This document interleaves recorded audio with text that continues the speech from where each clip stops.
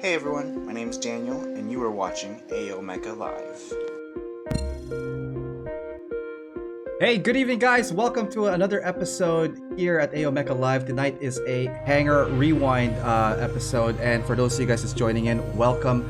Hangar Rewind is a Twitch exclusive show that it's kind of like a look back at some of people's work and kind of like taking a rewind walk through memory lane with their work. And tonight I have a really cool guest with us. His name is Daniel Olvera, and he is from Chicago, hailing out there. And his stuff is kind of unique. So as you know, AO Mecha loves AO. Loves AO and Mecha. So AO is always orange. But Mecha in general, the Mecha genre has always been very interesting in all sorts of mediums, be it gunpla models or like plamo models or even drawing.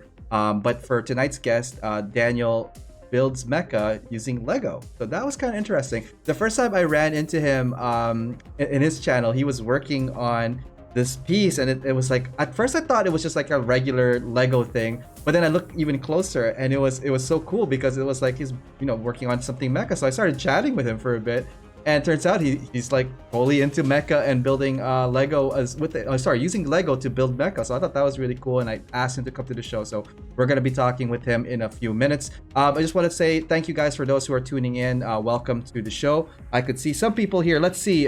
Twitch user, we got Hero. Welcome back.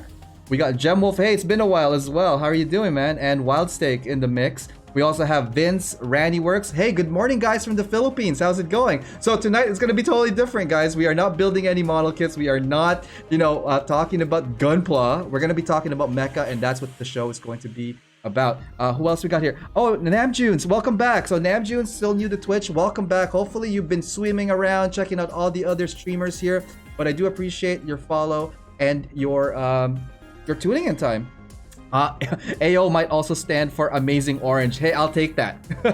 Always be here. Hero, thank you so much for the support, guys. And also to all the lurkers out there, I appreciate you guys. Lurk as much as you want, man. Lurk till your heart's content. All right? But don't forget to hit that follow button. That would be really, really appreciated. Okay, enough about me. Let's talk about the last couple of shows. Let's start with Monday. Monday Backlog Builder. We finished the Epion, right? Tuesday, we've done a Twitch live draw here. So that's another Twitch exclusive show. That's our draw and chill kind of like chill and design session. I'm still getting the names right because I renamed both of these things. Yesterday, we started on a kit, very, very, very ambitious build. So the Wing Gundam Zero, Endless Waltz, Verka.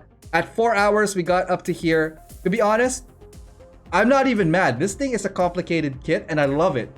I'm glad this thing kicked my ass. I'm happy this thing kicked my ass because I appreciate more of its intricate design and all of that Bandai put together in that kit. All right, so this Saturday, don't forget we have a feature builder episode. It's going to be featuring Tex Marquis, so that will be happening 9 p.m. EST. All right, is that everything? Are we caught up? Are you guys caught up? I'm caught up. Well, let's do this. All right, why don't we bring over Daniel and see what he's saying. Daniel, how's it going, man? Oh, you're still on mute. Okay, there we go. Now we're good. Now we're good. Daniel, thank you for coming into the show tonight, by the way. Thank you so much for the invitation. Awesome. So again, just rehashing kind of like where we were at. Again, your stream was a couple of days ago. No, almost a week ago, I'd say. Forgot what day it was, to be honest. Like I said, I have no concept of days anymore. But again, love your show, guys. He has a Twitch channel as well. Please feel free to follow him at Daniel Brixon. It's on somewhere in the description. We'll get to that in a bit. And Daniel was building some Lego mecha. So for those of you guys, not familiar with you or like your work, do you mind doing a quick introduction about yourself and what you're into in your hobby? Yeah, sure. So I'm Chicago based. So there's some competition out here in the Midwest, but the style of building that I do is I consider it a hybrid. of both like regular system bricks and then Bionicle bricks. Cool. And so system builders you find all over the globe essentially. But then more Bionicle builders you find mostly on like the East Coast or the West Coast. Right. So finding a Midwest boy who builds with Bionicle is kind of rare. But the kind of building I do, I primarily focus on construction, which is character and creature building. But then the other half is then mecha. And mecha, like both of those are really, really strong places in my footholds for going to conventions and stuff. But I'm not afraid to dabble in anything else. Like if you bring me a challenge for like a train or a pirate ship, I'll go right into it. But if I have my pick, it's either mecha or creature and character. Nice. And do you do this professionally, or do you have another job, or are you in school still? Like where are you at? So a short bio, I guess. So I'm 24. I went to school for just a little bit of college, but then it got pretty expensive, and I was like, But what I do is I work at a design studio, so I'm kind of one of the head production artists in the back of studio, prototyping and manufacturing and building everything and getting kits basically assembled to ship out to customers and clients and stuff. Nice. And then outside of that, coming home, I don't professionally do any sort of Lego anything. Although every now and then Lego will contact the group that I'm in, which is called SHILUG, the Chicago Lego User Group. Awesome. Sometimes they'll have us come out to conventions like Star Wars Celebration, C2E2, and whatever conventions that we ourselves host. Just to kind of represent the title and show off a bit of stuff and what the community has to offer. Awesome. So I don't do it professionally, but I am like it's a hobby and it's something that you're passionate about. Yeah. But as of right now, like I don't have any, like I don't have a list of clients with commissions or anything like that. It's just straight hobby right now. And if anything does come down the road, I'd be happy to receive it. But it's just all hobby right now. And awesome. And that's another thing too. Like guys, I just want to reiterate that AO Mecha focuses on our community and our hobbyists, and people like Daniel here, a very big inspiration, because like the work that he's been doing is so much fun. That's what captivated me. Also, let's talk about Chicago real quick. Last time I was in Chicago was early 2000s. I think it was like the early days of C2E2. I know you mentioned that, and that is the comic book expo, comic book and entertainment expo that you guys have in Chicago. Again, beautiful city. Millennium Park is awesome. The bean, I love that structure, and I was very impressed by it. Like I thought it was gonna be a lot smaller than that. Then when I got there, it's like, wow, it's huge. So what would you say is like your favorite part of Chicago? So growing up, definitely one of the things that really drew me like to Chicago mostly was the architecture. When I went to a little bit of college, I actually went to go study architecture. Okay, cool. So the architecture of Chicago is really what draws me. But I think the original classic water tower is probably the one piece of Chicago that I'm like, yes. Awesome. I didn't know that you were into architecture. So I am in the architectural field, as I mentioned earlier today. And man, it's not all that cracked up to be, man. Lego seems more fun, just to be honest with you. But why don't we go through the slides real quick now? This is your pretty face. And thank you for sharing with that. Love the smile, love the Lego. So obviously Lego is a passion of yours. Why don't we go through some of the photos here and explore? Let's go through some of the rewind here. So some of the photos for the first couple of batches, I think, are like local events. Want to talk about some of the photos that are so what's happening in the photos? Yeah. So some of the events that we also do, like in our group and stuff, because they are Chicago based. The one that we're looking at currently is from a STEM con, or STEM convention. So there was a bunch of other booths with like robots and machinery and just really cool science stuff. And they were like, we extend our invitations. Like, hey, would you like to have a Lego booth for people to look through and maybe play with some loose Lego and stuff? And they're like, of course. Right. How do you even ask this stuff? But then we do also. Yeah. No, go ahead. I was gonna say, with your community, you guys do obviously various shows and showcasing a lot of the Lego builds. Like, how long has your community been in? Oh, sorry, your club has been in circulation. I want to say it's been at least maybe 12 years now. Oh wow. Possibly. Okay. I only just recently came in like 4 years ago, but it's been around way longer than I have been. So I don't know like all the core details, but there are some core members from the group that are here that are in the group still. But yeah, a lot of the events that we would do, we'd like go to libraries. The first Lego League has their competitions in Illinois, and so sometimes we'll go to their like sectional meets and stuff and just display to promote our conventions that we have. Right. But usually just like libraries or just little displays and stuff here and there. Right on. And some of the stuff here, people might be familiar with. These are like the Bionicle lines. These are from various members that they're showcasing from? Yes. So this is from one member. She's actually a very new member. And okay. yeah, I was kind of like the one who interacted with her a little bit because she showed up at one of our conventions and she's like, "Oh, I'm Chicago based too. I'd like to join your group." I'm like, nice. Just sign right here. You're in. You There's are no now in. I'm just gonna zoom in a little bit just to give these guys some more closer image of this, but it looks really cool. I've always loved Bionicles.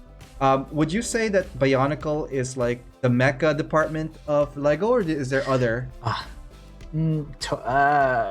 Yes, in a way. I feel like the Bionicle was definitely like a starting point to mecha.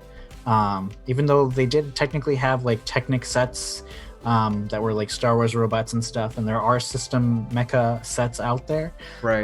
But I feel like Bionicle just really lent itself very easily because it has all the ball joint connections and posability and stuff that you can do very nice and fluidly. So I feel like Bionicle was definitely the really big step into what drew in a lot of mecha builders and stuff in the community. Right on. So speaking of community, we have this photo here.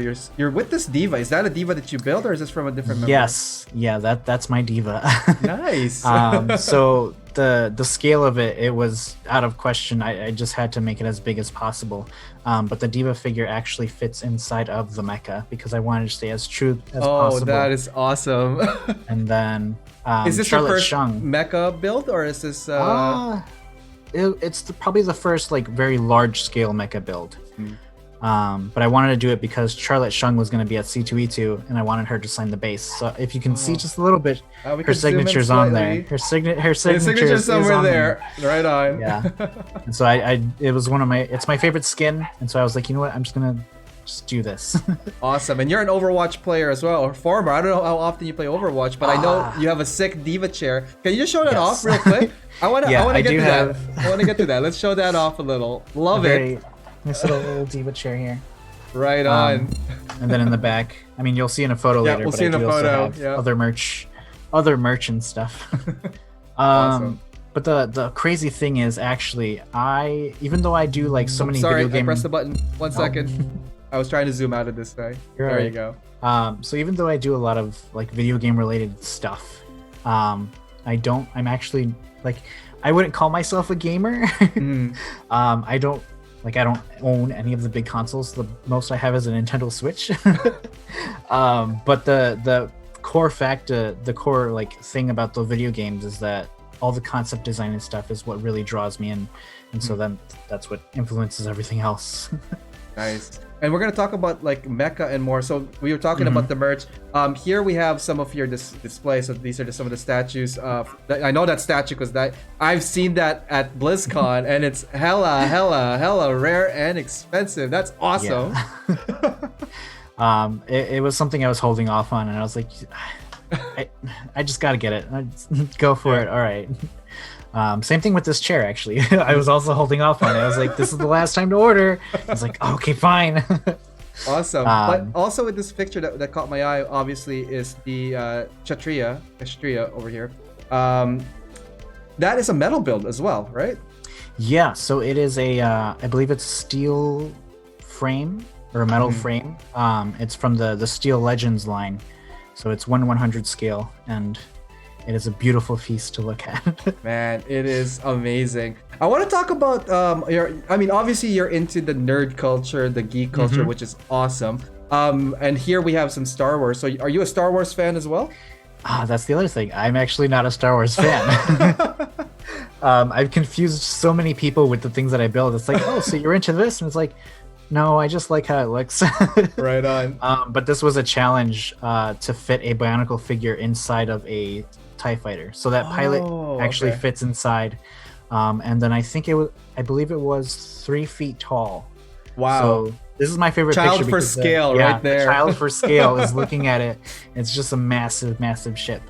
Oh wow. How do you often build big models? Like not models, but like pieces?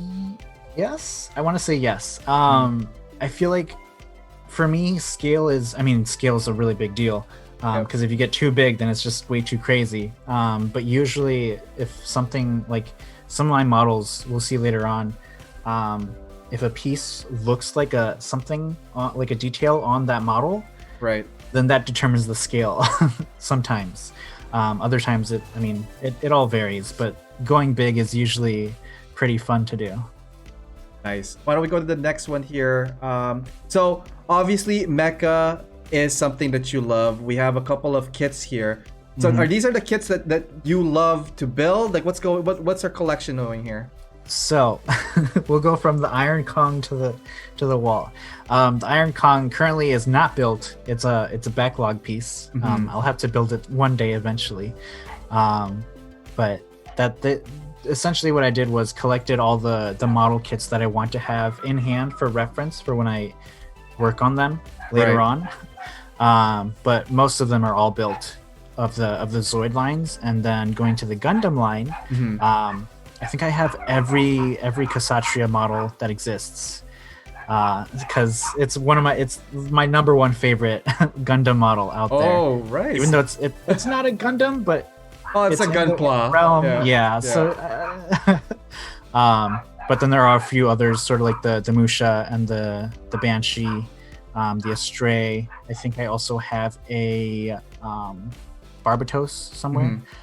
So there's a few of them in there that I've really enjoyed the design of. But really, I have them mostly collected because I really want to explore and just be really creative with them, and going into the I want to enter the GBWC. Nice. That is the end goal. I want to enter and at least like get noticed somehow through there. Do you remember your first exposure to mecha? You remember what it was? I was probably a very small child, and it was definitely the Zoids show. Zoids is what started it off. Right on. And I think we have a couple of. I'm just going through some of the images. Obviously, you have some really interesting kits. Also, we have some frame arms girls. I think I have only 1 out of 5. But yeah, you definitely have a collection going on here. So do you like also building the frame arms yes. models? Yeah, it was I discovered their anime, and I watched a bit of it, and I was like, these are kind of cool. I think I might I bought one, and then I bought 3, and then and then it just grew and grew. Oh, you slip and you slide. Oh my god. It all tumbles down. Oh, I want to talk about. There's a bit of a preview of the future slide, but like this is a scale comparison of the Zoids. We were talking about Zoids just a minute ago. You obviously love Zoids, so like, did you got into the Zoids fairly big, right? Yes. So Zoids. I mean, it started when I was young. I really enjoyed the Zoids show. And I mean, just any sort of mecha and stuff growing up. But then coming back to Zoids when I was older, the Gundam line, like I feel like a lot of Lego artists in the community, they do a lot of like humanoid kind of figures. I've actually done like an interview or a discussion here and there on virtual conventions and stuff. But the reason I think that Zoids really draws to me is that it's the perfect crossover between creature and mecha. Yes. Like it's both of them combined, and I'm like, this is what I was meant to do. Nice. So it's like almost a calling, right? Yeah. I mean, I guess Gundams are kind of character and mecha put together, but I feel like everyone always does some sort of character mecha, and so Zoids was that one where it's like these are very bright, colorful, very different, organic shaped, and I was like, this is the route to go. This is the way to get some sort of recognition and stuff through the community. So there's a question here from the chat here. Jamal was asking, what scale So we're gonna go through a lot of the next slides are gonna be like Zoids. Are these from the Kotobukiya line or are they from the Tommy line? I believe the newer the ones in the beginning are the newer from the Zoids Wild line. I believe those are Tommy. Okay. I don't know exactly, but they're not like usual like Gundam kind of like 100 scale. Is this the one with the motor inside it? Yeah, so this is the one where Okay. you put batteries in it. It walks around and does functions and stuff. So it's a lot easier. Yeah. But they're definitely pieces to add to the collection for later models to build off of. Oh, we got the iron. No, yeah. that's not the iron clown. It's the bison. I'm bad with names. What are we looking at here? It's the Dai Bison. Dai bison. Okay, so Yeah. I was And close. so so then we hit the high-end master model grade for Kotobukiya of the Zoid lines, which I think all of them come in that scale. Right. I don't know if it's I think it's 170 172nd. It's 72nd. Yeah, I think Yeah, I it's believe 172nd, so. yeah. Yeah, so those are all 172nd scale. Nice. So obviously big fan of Zoids. This one here, the Mhm. Berserk. Love this piece as well. Love the color scheme. Is this one of your? Which one is your favorite? I'm now curious. Out of the Zoids you built, you've built a few already. What would you say is your Out of- favorite Zoid? I definitely I want to say it's the Berserk Fury. Hmm. He's definitely the most interesting color scheme wise. Right. Yeah, and I love dinosaurs as well. So the fact that Zoids are also like some of them are also dinosaurs, it's just everything just calls to me to go to Zoids, and it's like these are the perfect things. Oh man. Yeah. I'm noticing a lot of these kits too, because like I wanted these kits when they came out, but the price point obviously is a little bit on the steeper end. I was collecting Gundams, I was collecting this, and it's just like not jiving. I'm like I said, I'm envious, and I think I want them. Gemwolf wants them too. The thing is, like, it's a very almost like a rare kit these days in the market, and if they are in circulation, the scalpers, those damn scalpers, let me tell you, Yeah. they're Yeah. just like triple the price on this, and it's just not fair for the community. So something to keep in mind, guys. Do not be sunk into these guys that are like triple charging, overcharging. You know what? I'm sure there's Yeah. gonna be a reprint some of these days coming up. Oh yeah, no, some of them my friend told me specifically to wait on before purchasing because they were going to release that later that year, and I was like, well, Yeah. all right then, I'll just wait a couple months. Like the Shadow Fox that's on screen right now, that one's actually getting a re-release for I think next year. Oh my god, I want one! I want one! Please let me know when you're getting one, because I want to get one too, because I think it's gonna be Yeah. fun. The pterodactyl one. I forgot the name of this one. What is the pterodactyl one? I believe it's just the Terras. Eris. Okay. Yeah. These are the flight type, but like it's kind of weird that like it's jet propulsion, not really glide propulsion. Yeah, But- there's just massive holes in the wings for no reason. This one is it's the raptor one, right? I forgot, Velocis something? No. I don't know the name. Do you remember the name for this guy? I think it's the Gun Sniper. I'm horrible with it. I love the Zoid designs. I'm not versed at it at all. The only thing I know from that is like, yeah, the Iron Kong, the Liger. The Liger is the most popular of the set. Yeah. Do you own any Yeah. of the Ligers? I only own the Liger Panzer. Mm. I didn't take a photo of it because it's in pieces because it's the next one to get built, but he's in a small little bucket here to Awesome. measured out and have his measurements taken and stuff. Nice. So obviously you have a mixture combination of hobby, both in model kits and in Zoids and in Lego. Why don't we talk about that? Like what got you into Lego and what got you into model? Let's see. Lego. I feel like Lego was an easy one to get into. I feel like every kid when they're growing up, they're like, what is this thing? It's Lego bricks. I can build what I want. But then it kind of just like got shot into my DNA. And then as I grew older, it just became not an obsession, but it's like a necessity of my life, basically. Nice. So growing up, like loving Lego was just a natural thing for me. But then I think I started with the animes first. So when I remembered about Zoids eventually, I was like, oh yeah, I remember Zoids. So I went and watched some of the anime, and then I was like, wait, don't they have model kits? Yeah. So then I looked up the model kits and I was like, oh my gosh, I need some of these. So I got, I think, like one or two of them.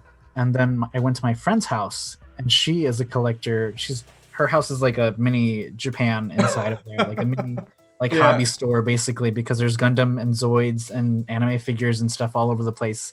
And so I saw more Zoids there, and I was like, oh, okay, I'm gonna have to get into this a little bit here. Right And there's the on. Gundams, and I was like, oh. So it all just started sinking in. I was like, okay, fine, I'll get some more. For those of guys in the chat, let us know what was your first model kit love, and why was it Zoids, or why was it Gundam? Why So was it that's Gundam? awesome. The next photo here, very interesting. Why do we have a box filled with runners? What's the story on this one, Daniel? So these are all Gundams. I have some of their booklets in there. Because I think some of them I actually do really want to put together, like some of the Estrays, some of the other ones.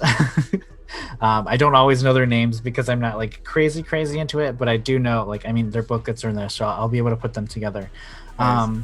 But like, as I mentioned earlier, really wanting to go into the GBWC, I almost kind of just, it's going to be bad to say, but I collected them just for parts. Really? Yes. Oh my So god! I So you're bought gonna be a these kit kits. basher, eh? I'm gonna be a kit basher. That is the end goal here, is to kit bash just whatever kits I can get my hands on. I think earlier this year, C2E2 was still able to attend in public. Yeah. But they had like mystery bags with some model kits inside, and I was like, Ooh. that one, please. I don't know what's in there, but I'm gonna use whatever's inside to build something. And so I got a few. I think there was a Gundam, like 5-minute mission, I believe. And then I think it was a Transformers and maybe a Star Wars kit as well. So it was just a bunch of random little model kits that you can build and stuff. Nice. And so I said, well, more runners, more pieces to use in kits and stuff. But it's basically the same thing with Lego as well, where I'll buy a set that I enjoy, but then other sets, it's like, yeah, I just want that piece that's in that set, so I'm just gonna buy the whole thing, and then the rest of it's just extra. It's just extra parts packs just to keep in the inventory, and then I get to have this one piece that I really wanted. Nice. So yeah, that box is just Parts for future use. parts for future use. I'm glad you talked about Lego, and you just want pieces. So guys, we all know that Lego can be expensive. We all know that Lego can be meticulous, especially if you're trying to hunt down that specific piece or that part, however you want to call it. Daniel here, we're looking at a screenshot here, and when you sent it to me, at first I was like, oh, those are interesting parts from a Lego, but I thought it was like, it looked off, so I looked at it closer. This is not real Lego. These are computer generated pieces, right? Mm-hmm. Can you tell us about what's going on in this photo? Yeah. So this there is it's very old program now. It's outdated as well, but it was called LDG, the Lego Digital Designer Program. And so they had a catalog of pieces that they had like currently in their inventory and stuff. So you can then build digitally and just like have a 360 digital build that you can work on in the computer. It allowed for some very illegal things where you can connect one tiny hinge and have something that would weigh like 5 pounds at an angle that wouldn't exist at all in real world, but you could pull it off digitally because it just happens to be magic. But then there are also other things where like sometimes you just can't get that right angle because you could only do it in the real world, but then trying to get it digitally, it just would not work. Is it fixed ISO? Sorry, like it's a fixed like isometric view like this, or can you rotate it as you? No, you could. Yeah, it's full 360. You can rotate it upside down, flip it all the way around. Yeah, and so the idea behind this program was that they wanted people to kind of design their own kits, their own sets almost, and then they had a purchase part of the program where you could then download like instructions, and then you would get your own custom set basically in the mail. So you could buy the kit that you made. Do you get the exact color as well? Yeah, so with the catalog of pieces, you can then also like filter which colors come in, like that they had in stock. But it is outdated now, and that the purchase program only lasted for a little bit because I guess they figured it was kind of a crazy idea because people were only building like, they were either like cheating the system by getting one piece in the one color and just multiplying it like 1 million times and then getting a box of just that. Wow. But They Because just that's a way to continue. like pile up, I guess. So if they Yeah, like yeah, design something, it's like, oh, I want this for a project, and it's just like yeah. all the rare bricks, then they will get the rare bricks. Right? Is there a Mhm. thing called rare bricks? Is like, are there like tiers of Yes, bricks? yes, yeah. There are tiers for sure. There are some minifigs that are like gold casted and stuff. So there's definitely a tier of rarity and stuff. Awesome. But now there is a program that exists called, I think, stud.io. Oh, Um, stud finder. yeah, Ah. stud.io. Ah. And so that one is a lot more updated. You can like render your photos out into like really nice rendered photos. Nice. I think they have like they make it so that every piece ever existed and they always update it. So everything's in there, and then you can have like whatever colors you want and stuff and all that crazy stuff. So that's the new program to that people Check are out. using. Yeah. Awesome. And it like some photos like you sometimes can't even tell if it's digital or or real anymore. It's like, is that no? The resolution is kind of interesting in this one, where it's like, Yeah, is well, it's not as photorealistic as the new software as you mentioned, yeah, right? yeah. They had a very simple function. It was either like a almost like a virtual background to take Mhm. pictures in, or just take a screenshot and then you would get a very basic background like this. Awesome. But Why don't we it is go? very old. Why don't we go say hi to the folks on Twitch right now on the chat? There's so many people here that are like just coming in. Shout out to Manny. Shout out to Jem. Shout out to Kyle and Connor. Connor says hi, but he's busy winning at Forza right now. Well, don't get distracted by us then, Connor. Let's see here. Action Man, we have a question for you, Daniel. Do you use 3D printers to make the Lego pieces that you need for a certain project? That tail looks like it's from a Zoid. Yes, we have been talking about Zoids. I know Action Man Adrian just came in now, but like yeah, we were talking about Zoids. We're gonna be talking to you more Zoids and more mecha in a few minutes. So Daniel, why don't you take that question? Like, that's something that you do. So 3D. I had a 3D printer. I wanted to use it for some Lego stuff, but I just didn't have the time for it. So I sold it to my best friend who was really invested also in wanting to get a 3D printer. Right on. But usually I actually really enjoyed that challenge that some pieces don't exist in Lego. Right. The tail we're looking at right now belongs to the Berserk Fury. And one of the really fun things about this one, when I accepted the challenge, it was what pieces come in the light lavender color. Was I going to be able to pull this model off at all? Yep. Throughout the entire process, I was like, if only this one piece existed in this color that I can use on this, it would help so much. But I just did what I could, and it turned out to be there was only 15 different bricks throughout the entire model that I achieved all the curves and curvature and shaping and stuff. So it was intense. You tend to do that process first before doing any of your projects, like go into the software, kind of start building it. It depends. With these ones, I just wanted to. I think I was actually like at a convention, so I just whipped out my computer and started working on it because I just wanted to get started real early.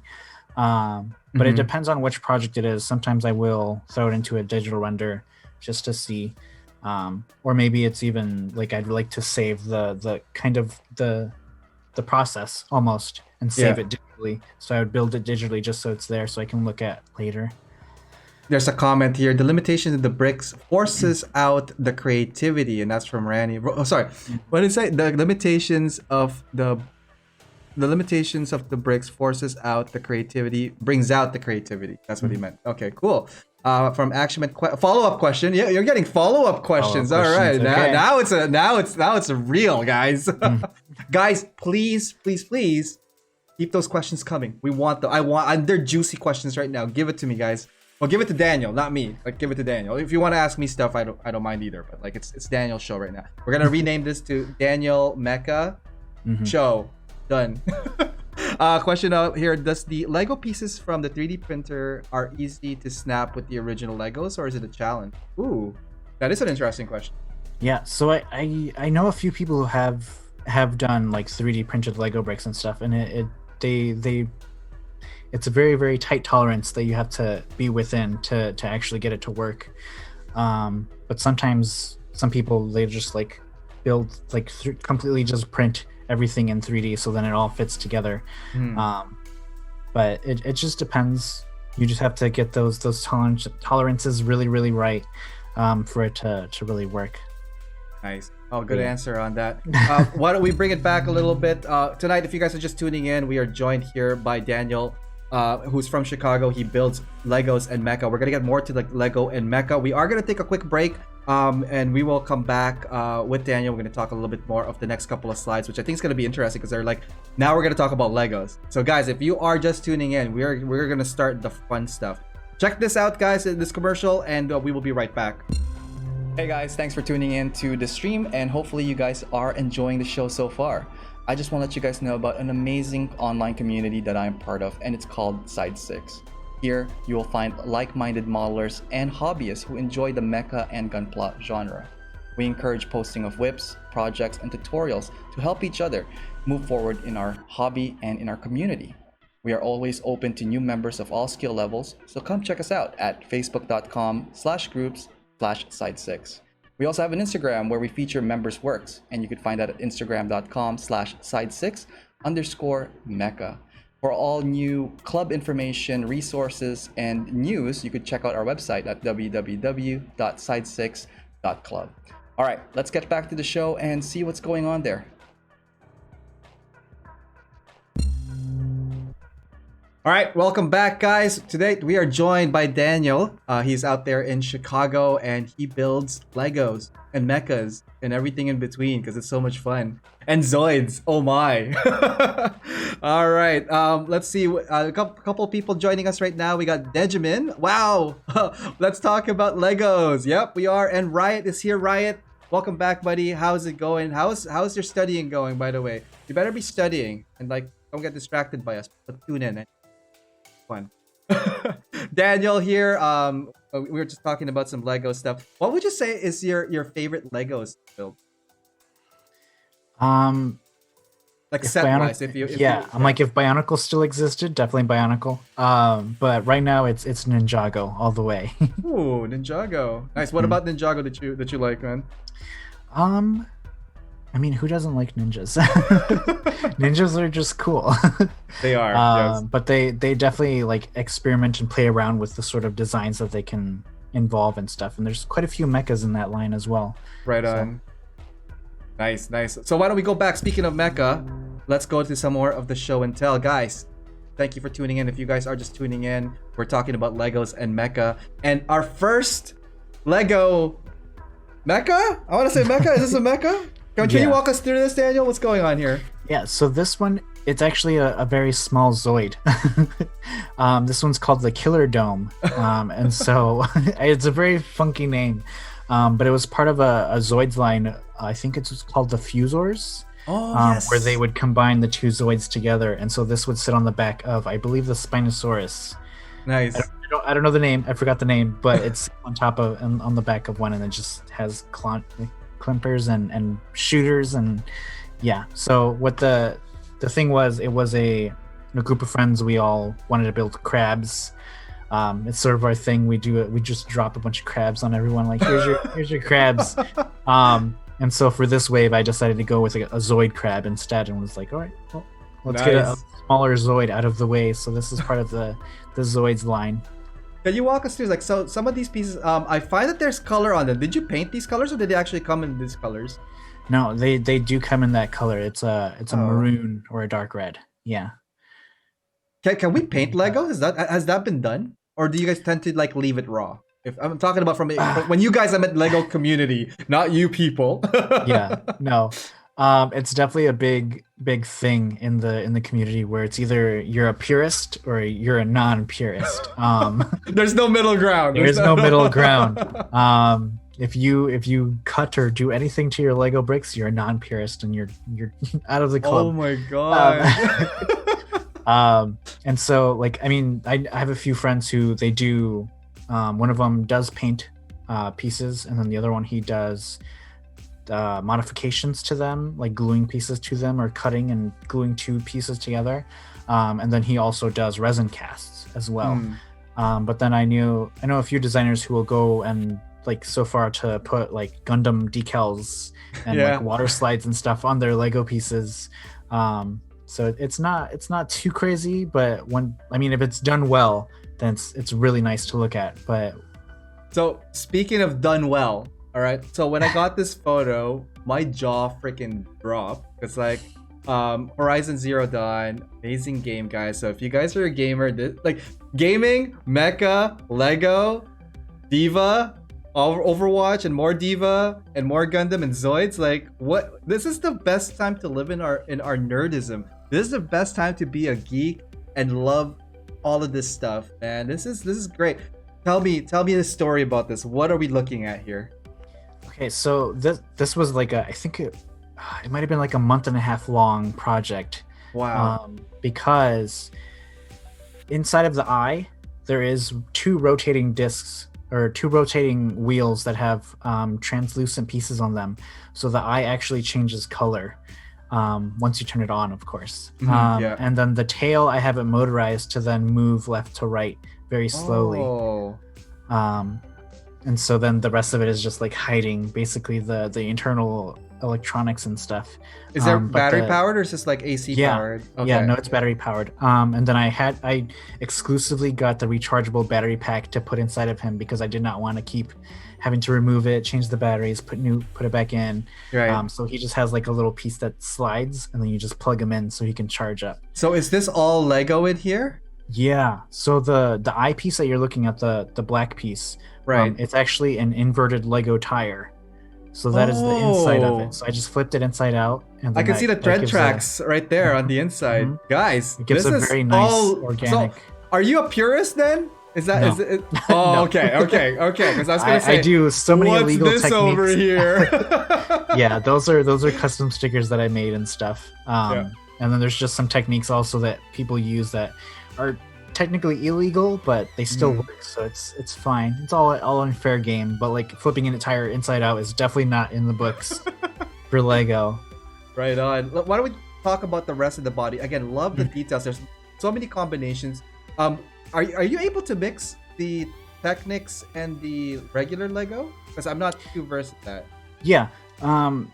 So this one is actually a very good mix of like kind of all three. The Technic structure is inside the neck, and then there's just a flexible hose piece that then holds all the orange pieces so that it follows that shape.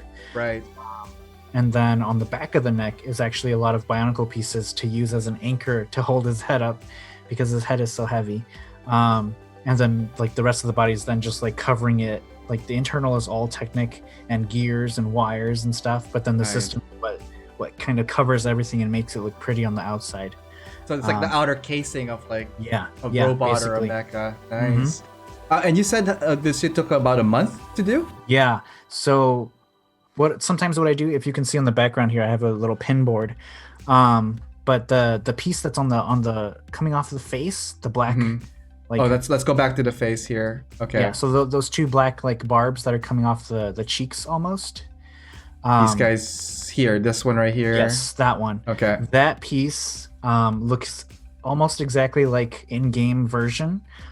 So then I drew a 1-to-1 scale drawing using that piece as a reference to then give me the full scale of the figure. Ah, that's cool. That's cool. Because then you could scale up your drawing to say, hey, it's gonna look like this. So I'm assuming two questions, and I'm gonna get to the question there. I see you there, Randy. Did you play Horizon Zero Dawn? I did not. No. Oh, I was totally gonna geek out with you. I know. I really love the game. Yeah. And because of this one, I have a series where I have other builds from Horizon Zero Dawn that I want to do, including the new game that's going to come out soon. Right. So there's a lot of passion in that game, but I've never played the game myself. But if I have the chance, I definitely will. Web2KX just followed us. Thank you so much for the follow. Welcome to the show. And if you're first time here, sit back, relax, and have fun. Join the chat. We're talking with Daniel here about his Lego. Sorry, didn't mean to cut you out there, Daniel. Like No, you're the good. beep went in my hair, and I'm like, oh my god, that's like a cue. And I'm like, ah. No, we were talking about Horizon Zero Dawn. We were talking about the new game that's coming out. From the first game, though, aside from this one, what were your favorite like creatures from that you're thinking of doing? So the rest of the list goes Behemoth, who currently is in a bin. He's about 25% done. Nice. And then I have the Snap Maw. That one is one that also is very on my top tier list. And then one that I want to do almost to the scale of this one is What is the scale of this one? How tall is the long leg? So he's back here. If you can see him, Wow, that's like what, like about a foot maybe or taller? maybe 2 feet, maybe a Wow. little over 2 feet. Yeah, So this is like the size of a small child, like an infant or something. almost. Like, Yeah. is it okay? Yeah. Question: every time I see this, I feel like I get anxious because like it might fall, it might break. Like Mhm. there's so many intricate parts. Of like how sturdy would you say these builds are? So I had. It all depends.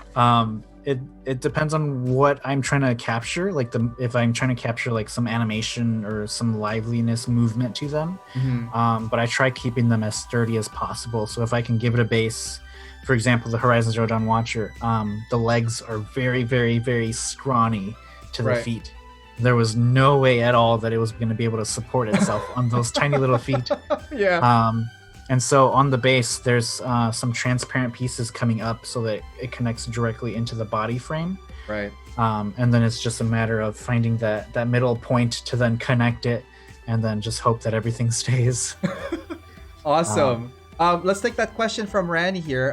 Question for Daniel. Did you ever also use those child-friendly Lego pieces? If I recall, it was called Duplo. Mm-hmm. Did you ever use Yes. Duplo on your build? Yes. When I first got introduced to Lego, it was definitely Duplo all the time. Nice. But then as of late, Duplo has been doing some very funky stuff with their pieces. And so I've collected a few Duplo pieces here and there to use in builds because I think I believe it's supposed to be like a fire, like a little flame piece.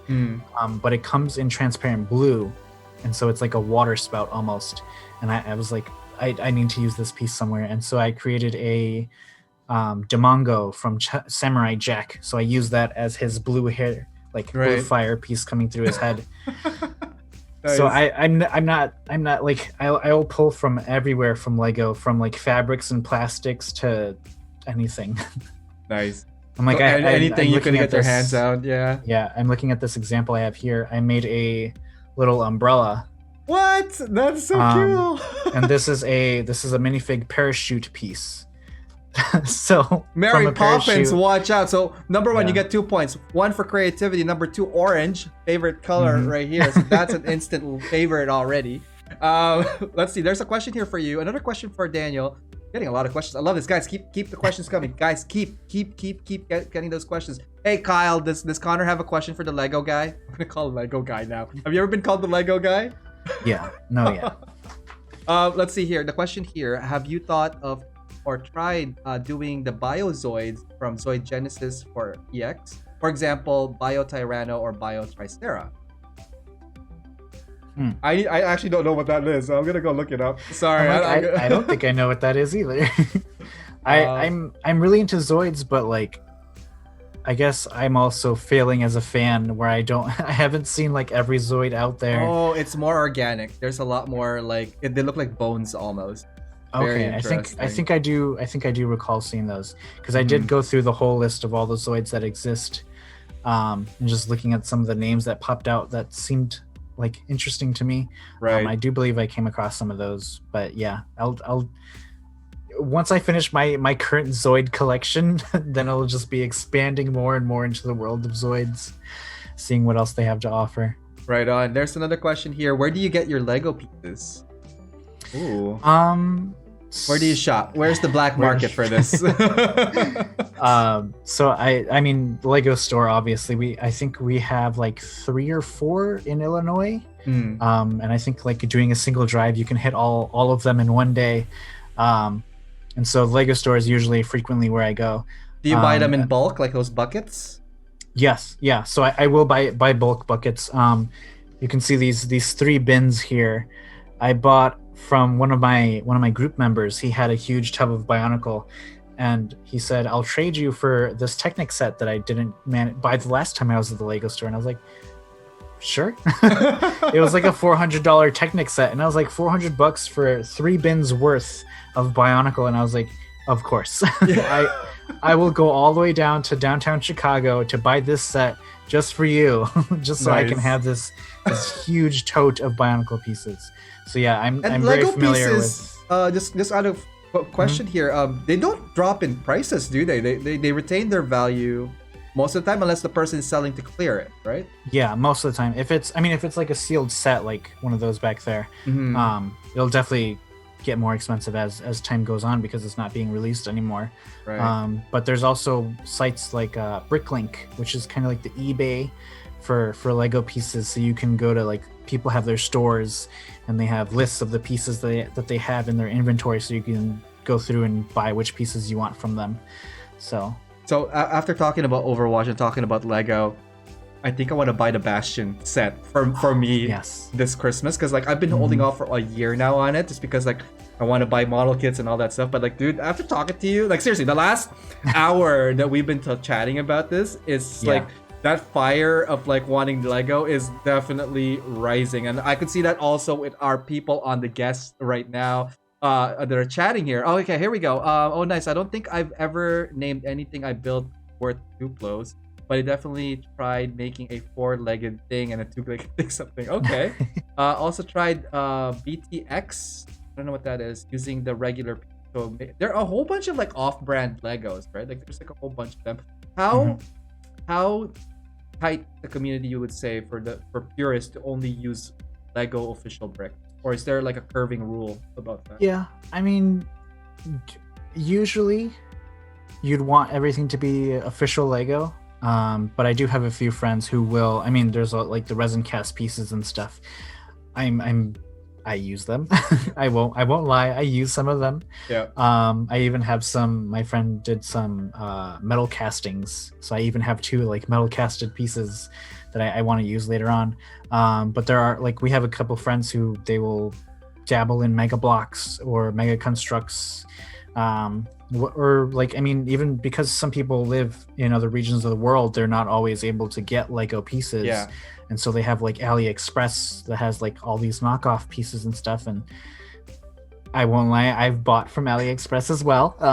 So just out of curiosity, or I have like a few pieces. But yeah, I mean, it all depends where they are located in the world, if they can have that kind of access to Lego pieces. But usually, if they're able to pull off like really, really good stuff with those pieces, like, is that Lego? Yeah. No, but it's still super cool, and like, even someone like me would give recognition to that. Like, okay, that's actually really cool. Nice. Even though it's not Lego. Speaking of cool, looking at this cool piece that we've had in display for the last 10-15 minutes ago. Sorry about that. I flipped it to the next one because like it is a very intricate piece. Let's take a closer look at this, guys. Daniel, can you tell us what this piece is about? Yeah, so this was actually for a castle contest. The theme was mix Bionicle and mix castle together and then see what you get. So I went with this is awesome. A Japanese inspired kind of castle thing. So it's based off of, well, the base of the actual build is based off of the Kumamoto castle, and so I just decided to call the horse Kumamoto as well. And so I also wanted to pull off a crazy stunt of having it only be hind legs and just a hidden support in the tail. I see it like somewhere here, right at the back. Yeah. Right on. Walk us through some of the so obviously you've mixed the parts. Like, can you tell us like which parts go where? Like, how did you? What was your approach? Like, what was your workflow when you were building? Yeah, so I guess this kind of relates to like I usually get people asking like advice and stuff of like, well, how do you do what you do? I'm trying to make it sound more smart, okay, Daniel? Yeah, no. How do you do your stuff? You know, just tell me, please. My biggest thing, my biggest piece of advice for those kind of people, is that the way that I build, basically the way that I think and look at Lego pieces, is that like this piece, for example, this is a curved piece here. Yes. This is from a parachute, so putting enough of these together would make a parachute balloon. But then like Lego has done it themselves, where kind of forcing yourself to forget what that piece is intended for, and then just seeing it as a shape how can you use that shape? What like angles can you use it at? Looking at it all the way around. What else can you use it for? So like Lego has done it where it's a car fender for a wheel covering. Right. Just that kind of mentality of forgetting what like a foot doesn't have to be a foot, a head doesn't have to be a head. I guess this also like it kind of flows into when I start working on GBWC stuff. Is that like this doesn't have to be a Gundam wing. This could be a tail or a claw or something. Like if I chop it in half, what'll happen then? That's what I'm gonna zoom in for some of the guys here that might be interested in seeing some of the pieces. Again, you could see all. It's like kit bashing. Again, to your point. Yeah. It's almost that same phrase as Gundam is freedom, but Lego is Lego freedom. is freedom as well. Right on. Wow, amazing piece here, Daniel. Very, very and inspiring. I after seeing your pieces, like when I got them earlier this week, I was actually flipping through it on my phone. If the Lego store was open, like near the mall, I would have probably picked up a set or two just because these are freaking awesome. Very inspiring. How long would you say it took for this particular piece? This one, I think it took. I think it was about 2 weekends. Wow, this is 2 weekends. Yeah, I've been known to be a pretty fast builder.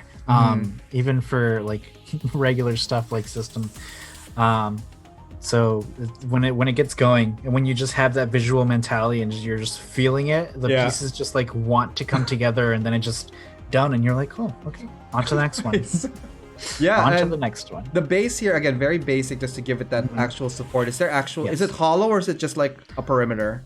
Or heavy inside? It's like half and half. It's actually pretty hollow. The main thing was to, I guess, kind of have the 4 main corners, and then have a more structural support in the back to hold that one bar. Right. But the feet, they don't go through at all. They're just resting up top. So, very, very cool. Was this for a challenge or was it for a competition? Yeah, it was for a contest. Okay. One of my good friends, he's also a really remarkable builder. He just threw it out there just for fun. I ended up not placing actually, which is crazy. What? Ridiculous, right? Outrageous. I want to recount. No, there were some really, really good castle builders that got in, and I was like, oh, okay, fine. Yeah. Let's go take some questions here. There's a couple of questions on deck here from Dejiman. Question for Daniel. Do you know about Mega Blocks and do you use them with Legos? Yeah, I do know Mega Blocks. Also known as Mega Constructs. Yeah, they changed their names recently. Yeah, they did. It was they did the Halo and all those video game ones, right? Okay. And then one of the themes that I'm a little bitter about is that they managed to get the Pokemon license, which I would have loved to have seen with Lego, but I'll deal with it for now. But they have done some of their models are okay. I'll say that they're okay. But I personally have not. I don't own any Mega Blocks or Mega Constructs. Right on. The next question is, how do you tell it's not Lego?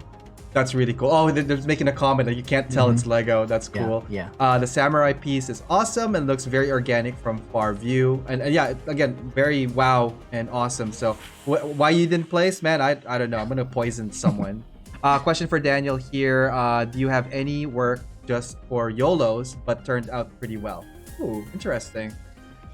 A few, just a handful of pieces where I'll be like messing around with something. I guess it's along the lines of like I see a piece that I really want and it's like so the build just builds itself around it in my head. I'm like, okay, I need that piece now. It's happening. Yeah. I think there was one of the mechs I had built in the past, just a small little mech. I had these 2 very weird pieces, and I was like, these could make for a very nice like hood cover almost for a head, and then the rest of it just went. Goes over. Yeah. It just all came together, and I was like, well, that's what that is now. But yeah, there I do have a small bin of things where collected of just like tidbits and stuff where I'd like to use them in future projects. Right. Let's see here. We're gonna take one more comment and we're gonna continue on with the list here. But I agree. I should be drinking too. You've been sipping on that, all right? Yeah. And I need to sip on mine too. All right. comment here. Lego is freedomer. I was about to say freedomer too when I said that. The comment here, I am inclined to agree with Legos. You can go crazy with customizing without cutting and gluing things, but Gunpla Customs also hold its own beauty. No, I agree. Again, it's two separate genres. No, sorry, let me rephrase that. Two separate mediums, but almost the same genre. If we're talking about mecha in regards to that, it's still plastic. It's still mecha, right? We were just talking about this, right, Daniel, earlier. It's like, it's technically the same. But speaking of the same, we're finally getting to some of the good stuff, the goodies. So first and foremost, as much as, you guys know I love orange. I love the combination of orange and gray on this one. I think when we were talking and I was finally going through your Instagram, I saw some of these pieces. And I'm like, yo, this is dope. And this is definitely the catalyst. And I'm like, I gotta have Daniel on the show. Daniel's gonna talk to me about how he built this thing and what is this thing. For those of you guys who are not familiar, can you walk us through the next build here? Yeah, so this is from Metal Gear. I don't remember which game. It was a very old one. I think it might be their first game. But this is called, I call it the Roxa, but it's spelled Raxa. Nice. I'm pretty sure it has a way longer name. Did you play the Metal Gear Solid games? No. Oh my God, what's going on, Daniel? You're batting not 500 right now. I know. I'm like all nerd culture, but then when you dig in, it's like not. I don't count it for anything. Sorry. Oh, I jumped the gun here. We're gonna get to the build of this one, but so what was this piece for? What inspired you to do it? What's the story behind this?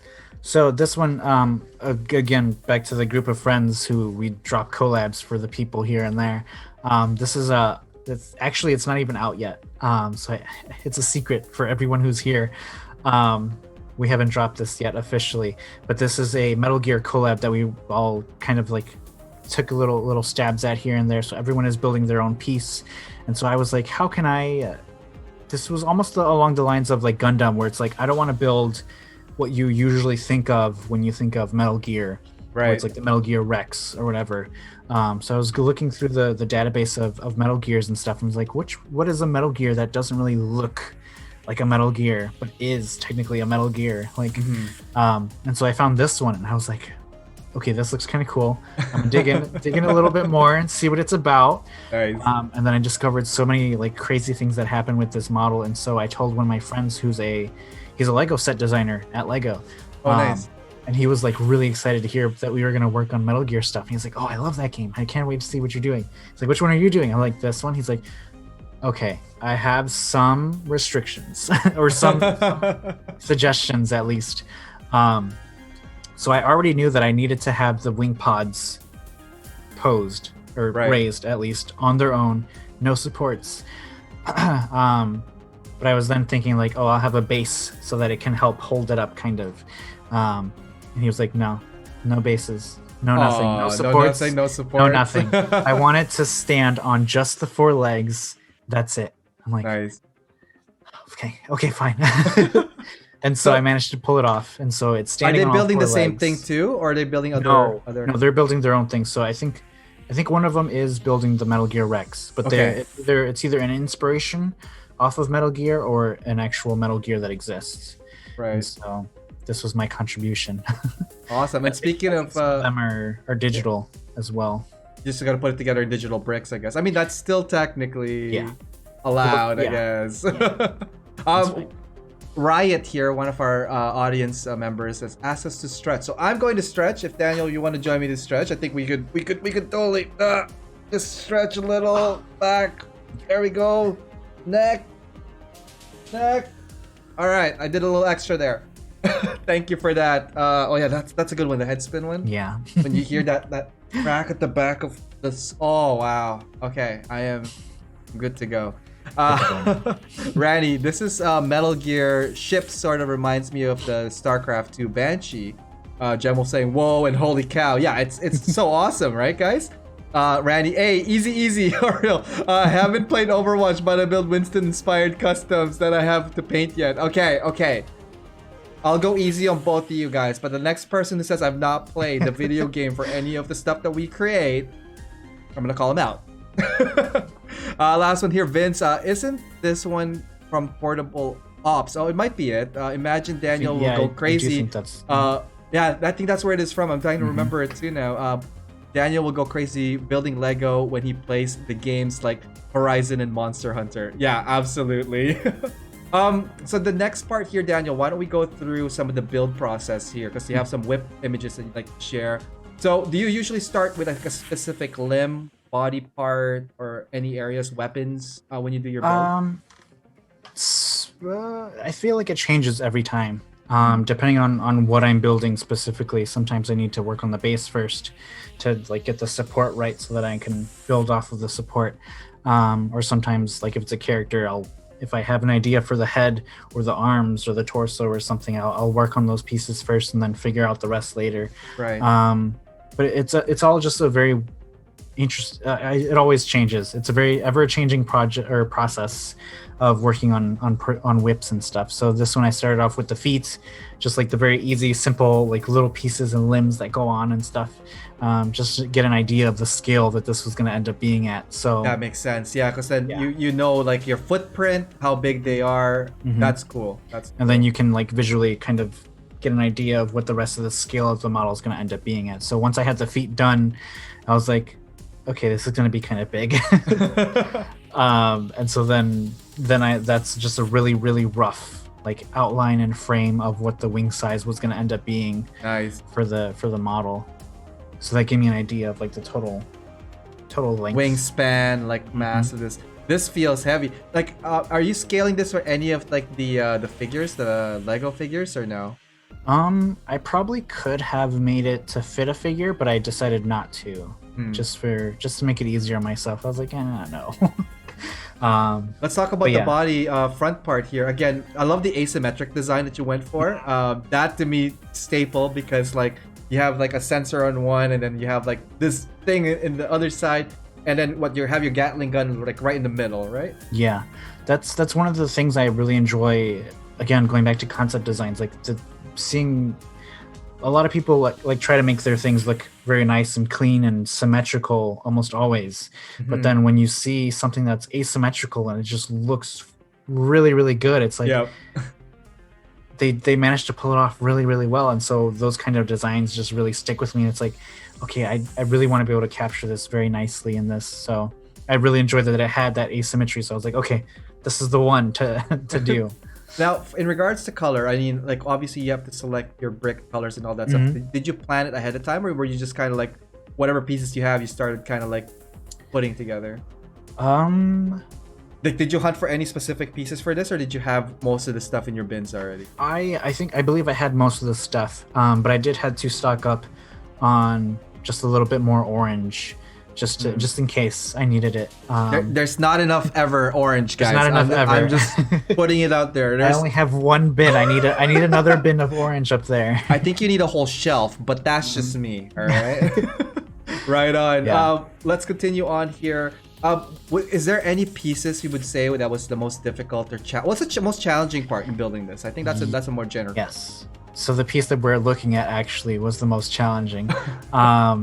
So the wing pod itself, like once I had the shape done, it was set. Like that's what the parameters were going to be. So then I did the bottom was done.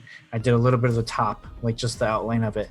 But it was all the paneling that had to be done on the pods to make it open in the 3 flaps that it does. Yes. Getting all that paneling to line up nice enough and look flawless enough.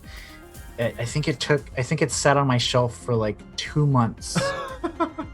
And I would look at it and I'm like, I should finish that. I really should finish that. And it's like, no, I don't want to. Well, it's coming along great from this photo. Like this one pipe. Well, are they mirrored or are they identical, but just like on opposite sides? They're just mirrored from left to right. Nice. Let's go to the next photo here. It also opens because like you want the missile pods and stuff or in the inside part. So like. What are some of the pieces? So there are specific pieces for like hinges, or like what's going on here? Yeah. So they're there. Like once you dive into the world of Lego and mostly mecha stuff, these are like very tiny ball joints. Ball joints come in bigger sizes as well. There's hinges that multiple different angles and hinges and stuff, and then there are like hinges, but they have like clicks I forget Oh, the name right of here, it. like that blue piece over here. No, it like has little notches to Ah. then like little teeth to then like sit at a specific angle so it doesn't move, instead of being just like a fluid hinge to wiggle all around. So it's like a lock Um, position when they like it locks after a certain. Oh, Yeah, okay. yeah. Those come in like very tiny. Those also come in bigger sizes. There's even like Technic hinges that have like ridges. Like there's just so many other hinges and stuff that you can play with. Nice. Yeah. So now that we have the legs, are you doing like some kind of balance here? Like, why do we Yeah. have a full bottle So- of water here? This is what I call the water bottle test. Ooh, okay. So if it needs to be able to support itself, I usually get a full bottle of water that's like, I don't know, like 5 pounds at least, and I'll just rest it on top. And if it's able to hold it, then maybe it'll be able to hold up the entire build. We'll see. Because you don't. The challenge was no supports for the wings, Yes, right? exactly. So I wanted to make sure that it was able to hold at least this bottle of water. But then later on, as I was building it, I found out that the legs just, the way that I had connected it to the body just wasn't working. So I had to readjust and change things, and then I managed to pull it off. Nice. Now, speaking of pulling off, again, we're still working with the, or we're looking at the missile pods here, and then love the orange, by the way. I want this Lego. I want more of this orange, guys. But I love how it's coming together. Like, this is for the Gundam guys out there, the model kit guys. You know, when you work with the inner frame first, and then you put your armor, and then your final chassis. It feels like that when I see your photos. Like, it definitely has like that whole flow of like frame first, then a little bit of meat, and then the final skin on top. What would you would say is the percentage of completion on these photos that we're looking at?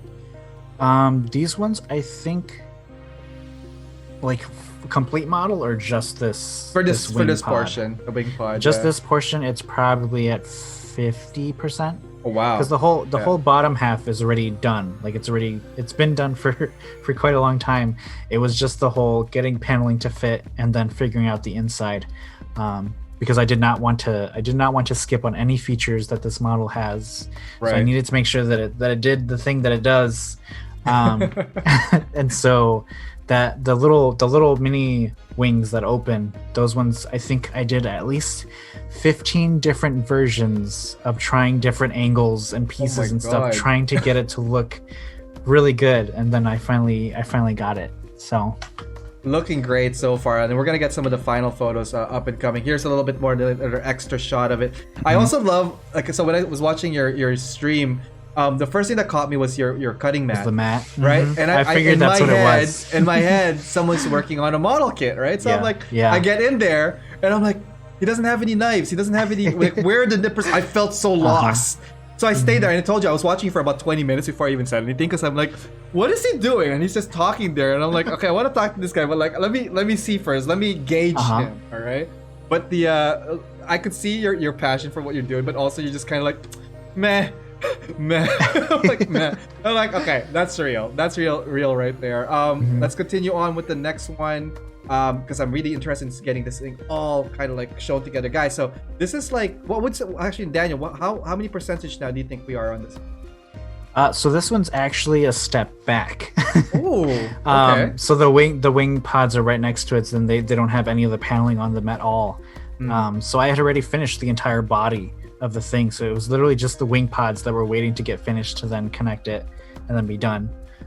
So the whole model itself was sitting at like 50% completion for a couple months, and I was like, okay, I think I should finish this already. So I went ahead and. Did you say a couple of months? How long? A couple of months. I think we officially started.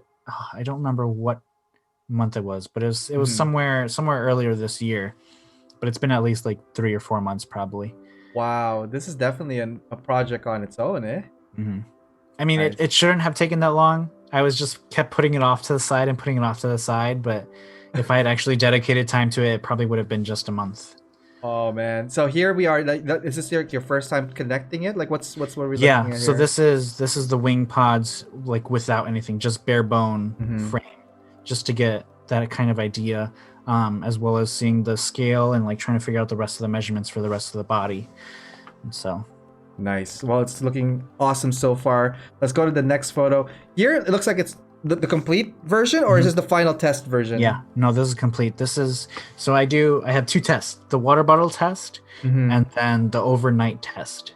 The overnight test. This is after the overnight test. Nice. So because we do all the shows and stuff and conventions, we usually leave our models displayed, and so they're there for like 2-3 days just there, and they have to be able to sit and be able to present themselves. And so the overnight test is putting it all together and then leaving it a whole night, so that in the morning, if it hasn't fallen over and died, then it passes just for that one night. But yeah, so this was the morning after, and it had stood up the entire time, and I was like, all right, cool. Nice. You get to officially move on to the pictures stage. Speaking of picture stage, here is one of the final shots. It's a repeat of the first one, but I thought I'd bring it to this one here just because I want to admire this, not only because of its unique silhouette, but also the color scheme. The pattern looks really well. It is definitely a unique looking mecha, and wow, like what? A couple of questions for you. What are some of your lessons learned from it? Definitely the figuring out the structural stability that I did for the legs. The way that I had first designed them was definitely, now that I look back at them, I'm like, that was never gonna work at all. And then the whole like fixing of that problem, I also came across with the Diva carbon fiber Diva that was on the show way earlier, of making sure that everything is properly connected to each other instead of just kind of like stuck to themselves, because that break will happen and your model will topple over, like top half will just come right off. Right. Even like it'll just fall over as you're at the train station waiting for the train to show up.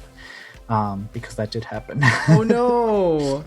When I was taking the Diva to C2E2, the whole top half of it just fell over. No, did you manage to fix it, or had yeah, to I scraped. I got all the pieces up, put them in a bag, so she only got to see the lower half and the figure and the base, and she still signed it. She still loved it, but there was a lesson learned to make sure everything gets connected properly along the way. Nice. And then the other thing was also probably weight distribution. So with the wings, having them at the angles that they're at, figuring out the right like angle and balance, I guess. Is that what you were looking for? Yeah. I'm like, it starts with a T. Transference of weight. That's close. But yeah, definitely playing around, and then also probably just doing a bit more. I'll probably explore a bit more with paneling, so I can try getting more techniques down to fill in gaps and stuff. And question for this one here, what would you say is your favorite part of this build? The wing pods. Nice. The wing pods are definitely my favorite. I think it's just the fact that I was able to pull it off, and that the whole thing just can stand with them open as well.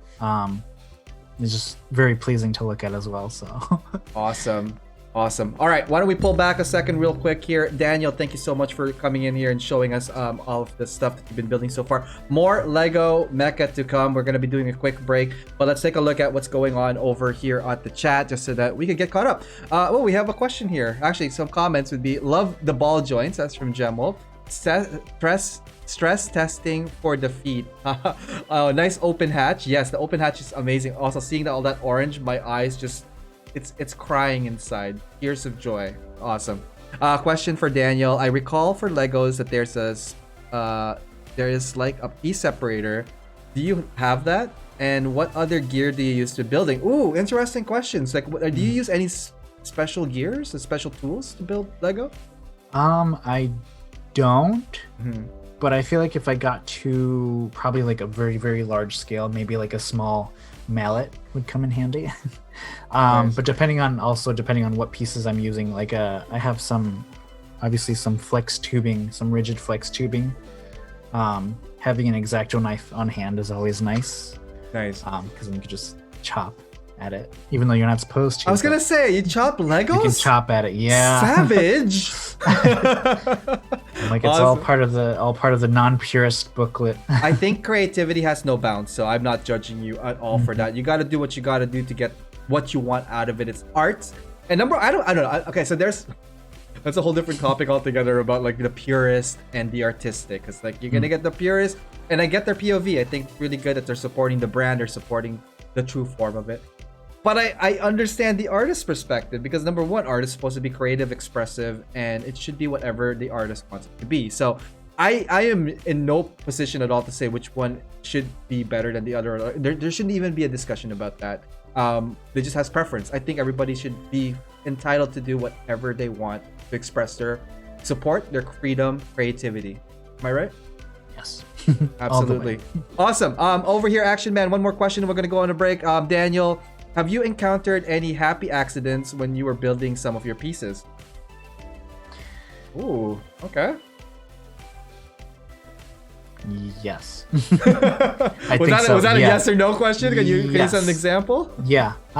So what I mean, there's a few in my head, but I'm thinking of like probably those eureka moments where you're like, I was secretly a genius when I was building this model. This is so convenient. Because I do so much traveling to like conventions and stuff, I usually end up having to take my models apart, package them nicely, put them in a box, ship them out with me. And so one of the models that I had built was a T-Rex. And so the tail section that connected to the body, I had also conveniently, magically made it so it was just pin connections. And so when I pulled at it, it just came right off. No way. This is perfect. So that was one of those eureka moments of like, I am secretly a genius. I am so happy. This now fits in a smaller box. I don't have to find like a huge box to fit this whole T-Rex in. I could just whisk it away. Yeah. Put them together. Yeah. So moments like that happen every now and then. It's like, oh, yes. Nice. Awesome. And speaking of moments, guys, we're going to be right back in a few moments here with Daniel. We're going to be talking more about his Zoids. There's a couple of more slides here that we're going to get to. But check this commercial out and we will be right back. Daniel, thank you again. All right, guys, check this out. Hey, what's up guys? It's Ariel from AO Mecha. I just want to let you guys know about all my other social media outlets if you haven't had a chance to check them out at facebook.com/AOMecha, on YouTube, youtube.com/AOMecha, on Instagram, instagram.com/AO_Mecha, on Twitter at AO_Mecha, and on Discord, fairly new. That one is AO_Mecha, #3414. Anyways, hope to hear from you guys. Through any of those platforms, feel free to DM me or PM me, as well as emailing me. My email is aomecha.info@gmail.com. Just want to let you guys know that this episode is brought to you by USA Gundam Store. Please check them out, www.usagundamstore.com, and save on your purchases when you use my discount code AOMecha10. All right, let's get back to the show and see what's going on there. Welcome back, guys. If you're just tuning in now, welcome to Hangar Rewind here at AO Mecha Live. Today we are joined by Daniel out there in Chicago, awesome Lego and Zoids enthusiast. Is that the word I'm looking for right now? Enthusiast, or more like enthusiast. Passion artist, or awesome. We've been looking at a lot of his work the last hour and a half now. We have a couple of more stuff to show you guys. Very exciting things. Shout out to everybody there on Twitch, on the audience section. Hopefully you guys are having a good day and good night, depending on where in the world you are. We have some folks in Philippines as well. Just want to say hi to them. And I guess people from all over. To all the lurkers, thank you so much for joining. Don't forget to hit that follow button. That would be great. But you don't have to. I mean, just come back later on and do it again. I love lurkers. Please, like, if you have lurker friends, bring them over. I love lurk. I collect lurkers. Lurkers are my thing now. Love them. Daniel, why don't we go to the share screen and talk more about some of the projects here. Let's circle back. The next couple of slides, guys, are Zoids. This is a Zoids. Next couple of slides are going to be awesome. Daniel, why don't you set us up here? What are we looking at? So this was just a very quick reference photo of my Lego Firefox Zoid model compared to the Kotobukiya high-end master model Shadow Fox kit. Right. This is basically just showing how much bigger it is. So the thing I explored with embarking on this journey was that the joints of the Zoids, they have these like small, almost like gear points. Mm-hmm. And so looking at the actual like model kit itself in hand, it is the size of a 1x1 Lego stud. Holy cow! Yeah. And so then I then looked at it and was like, well, this piece looks like a certain Lego piece that comes as a 2x2 dimension brick. I actually have one on hand here. So here's Hang on. 2x2. I'm gonna zoom into you real quick. There you go. Why don't you do that? So there's this 2x2 brick. Nice. You can see, and it has grooves on the side of it. And so then that pulled out the scale of these models. So I essentially then just took the measurements and multiplied by 2 into each direction, and I ended up with the A scale that I giant have to scale. build these at. Yeah. But it looks awesome. I mean, everything about this, it doesn't even feel like Lego. And that's what I admire the most about this. You're gonna have to get me your recipe of this. Senpai. Notice me, Senpai. Yeah. Awesome. well, I'm gonna flip with- to the next one just to give some detail look, but continue on with your story, please. Yeah, so with this one, the whole story behind it, I didn't want to. So one of the main things that you find in the mecha, in the Lego mecha, or maybe even mecha in general, is that, well, I guess not really. If you look at Gundam are pretty colorful. But usually in like robots and stuff, you think of like grays and blacks and just monotone kind of colors. Right. And so the Shadow Fox, I could have easily have built the Shadow Fox because it's black, and I have a ton of black pieces that would have been very easy to do. But I went looking through the other versions of the Shadow Fox and found the Firefox. Yes. It's an awesome And- browser. Yeah, that too. And I was like, I love the red. I'm gonna have to go for this. This is the color scheme that calls out to me. There's also a white version, Right. but the red one was the one that drew all of my attention. Was like, okay, we're going with red. I have enough red. I have 3 bins of red. We'll do it. And so I told my friend that I was working on this model, and she's like, okay, but at some point you need to build me the black Shadow Fox version so I Yes. can have one. Yes. So I eventually need to get the frame of that model and get the black frame or the Shadow Fox for her. But one of the things the key features that I wanted to capture with these models was that all the little like features and moving pieces and stuff that the HMM model kits were able to do, yes. I wanted to be able to transfer that into Lego and have them do the exact same thing. And so for the Firefox, the only thing that I had to sacrifice, there was maybe a little bit of joint flexibility that was sacrificed, but the only core things that were removed was the extendable neck, the extendable body, I guess also the twisting body. Is this articulated or is it fixed pose? Yeah, no, it's articulated. It has Oh. articulation points in there. And then also the gunner thing up top, it has like an extendable arm that comes out, and I was like, no, What? we're not doing that one. I was gonna say, where did you put No. it? Show me Yeah. where. Is I it was this like, piece that here? was not going to happen. No. But it does have it's able to rotate 180. The head has a joint in it. The mouth moves. The hood opens. The Yeah. claws and feet and stuff move and everything. So it has articulation to do things and pose in different ways. So that was one of the key things that I wanted to capture in the 2 that I've already done and continuing on forward. Is being able to capture all the craziness that happens in the little Japanese model and then putting it into Lego and seeing what happens. So what would you say would be obviously there's already some challenges, but like ultimately what are some of the major roadblocks that you found here? Like some real challenges? So one of the biggest problem with this one, the Lego Gold does not come in that many usable pieces. So I had to kind of just like mismatch and just figure out what I could with the gold to do that, to pull off what I could. I think the silver is also the same case. The head hood piece, that's a Bionicle piece or a CCBS piece. Because there were no silver pieces that I was going to be able to like little system pieces to build that kind of shape. That was just not going to happen. And then that piece, I looked at it and I was like, this fits perfectly on here, and it has the right shape, so we're just gonna go with it. And then a lot of people are like, oh my gosh, that was brilliant that you did that. That works so well. And it's like, thank you. Just a little bit of genius here and there, but yeah, Nice. there's some little things here and there where it's like some pieces don't come in this color that much. Same thing with the Berserk Fury, the lavender. Not that many pieces come in lavender, so there's always a challenge when approaching these, as well as the scale. Obviously, they get really big. Riot just asked to hydrate, so I'm gonna hydrate. If you need to hydrate, Daniel, feel free to do so. So cheers, man.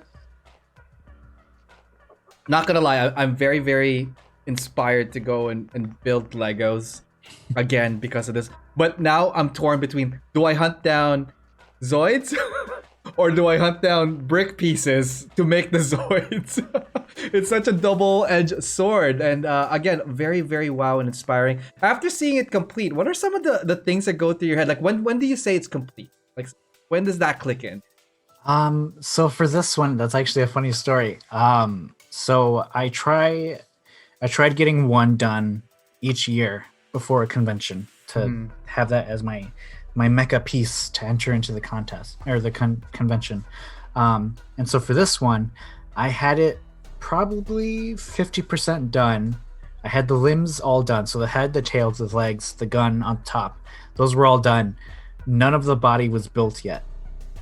And it was the week of the convention. Oh no. Okay. And so I came to the convention with bins of bricks and finished it on the show floor and was man. You know what? I'm going to call it here.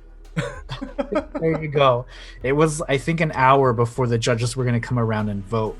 Oh my God, that's tight. And so I was like, yeah, I'm done. Right on. And for that competition, it turned out really well. So I was like, oh. Did you place, or like what happened to the competition? Yeah, yes. Yeah, I got nominated. Right on. Now we're gonna talk about more convention stuff, but like I remember you were telling me a competition where you entered with this world-renowned famous builder. Remember that one? The Mecha Builder. We were in the same competition. Mecha Builder. Oh yes. Yes. Is it the same convention as this or something else? Yeah, it's the same convention. So my core convention is Brickworld Chicago.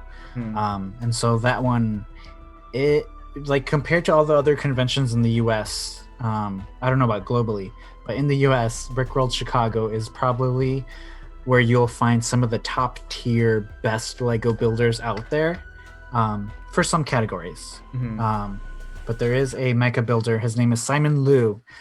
And he is known, recognized everywhere as one of the best mecha builders that comes to the convention. And so it was a whole kind of like a senpai notice me love triangle that went on where I had noticed his stuff and I was like, oh my God, he's here. I need him to notice me somehow. And then the next year I brought the Berserk Fury, huge massive T-Rex, and I ended up winning the convention for mecha category, and he didn't even get nominated. And I was like, "Oh no, I'm sorry." You totally kicked his ass. That's what happened. I ruined my chances. You went from like notice me senpai to like you're telling him I notice you. Exactly. Yeah, go on with the stories. Is that no? is And that then it, and then later that same year, I also had Diva for that convention. And both Diva and the Berserk Fury were nominated for Mecha. And so I won and I lost. But then I went to Brick Fair, Virginia, which is, I think, 2 months after Brickworld Chicago.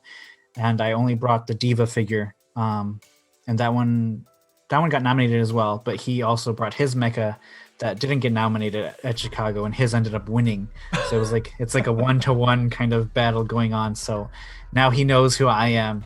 And so now he knows who I am. Now he knows who I am. So every year he's like, all right, what are you gonna pull out this time, huh?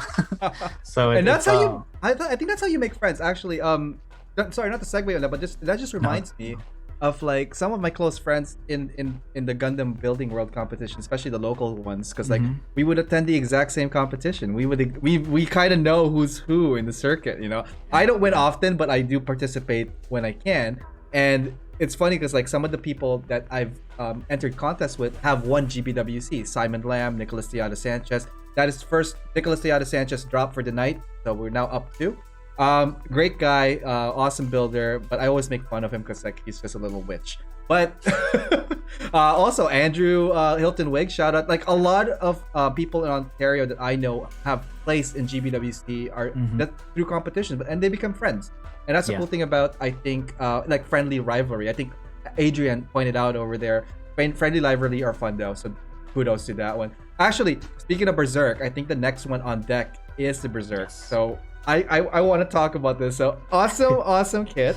I love the color scheme. We were talking about lavender this whole time. Guys, like this is mwah. It is fantabulous. First off, the dinosaurs are cool. Mecha dinosaurs are cool. Mecha Zoid dinosaurs Lego. It's like my mind is now blown. So this is awesome, Daniel. Can you tell us a story about this particular one? Okay, so the story behind this one. So my friend that I had mentioned earlier, who has the basement full of mini Tokyo, this was one of the Zoid models that kind of drew me back into Zoids again. I saw the Berserk Fury on her shelf, and I was like, "Is that a purple dinosaur? Is that what is this? I need to hold it and look at it." And then she was like, I've never seen anyone build this out of Lego, and I was like. So is that a hold my beer? Is this a challenge that you are presenting to me? And so then that night I looked through Bricklink to see like all the pieces that come in lavender, and then the next morning I told her, I was like, "Yeah, I'll do it. I'll get it done." She's like, "What are you talking about?" "I'm gonna build the Berserk Fury," and she's like, "Okay, good luck." I'm like, "Thanks. I'm gonna need it." I'm also gonna need a whole bunch of lavender. Yes, I'm also gonna do a whole bunch of lavender. I ended up buying these bins behind me. I think I had at least 3 of them full of lavender, just straight lavender. So I think for like a whole 2 months, I was looking at nothing but lavender. It got a little annoying, but in the end, I have a love-hate relationship with the color lavender now. But again, the 15 pieces exclusively, only 15 pieces I used to get every single shape and curve that in this entire build. And then again, this was the start to the whole Zoid thing of put like what sort of things, restrictions and stuff, the scale, all how the big is this, by the functionality. way? Because like I could only guess how big it's based on you this can only thing guess here. how big it is. But it looks massive. I know it's gonna be massive. What's the I think I would dimensions of say this? a minifig probably comes up to maybe the height of the toe. Wait, what? Yeah, scale wise. That's a probably- minifig right here? Yeah, that's probably as tall as a minifig. Yeah, You're blowing my mind right now. I know. It's really big. It's really Dude. big. Holy cow. Second of all, the weapon here is like, Yeah. dude, this is like a ship on its own. Amazing.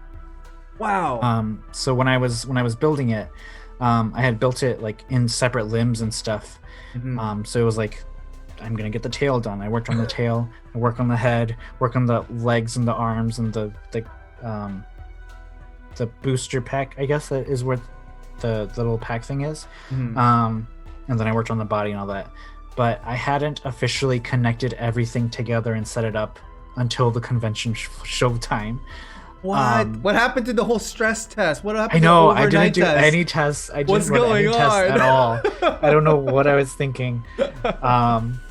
But we got to the show floor. I had set up all my other stuff, and this was the last piece because this was the piece that I wanted Simon to be like, "What's your name?" What's your Like, name? "Hey, how are you?" So I was waiting till the last moment to put it together.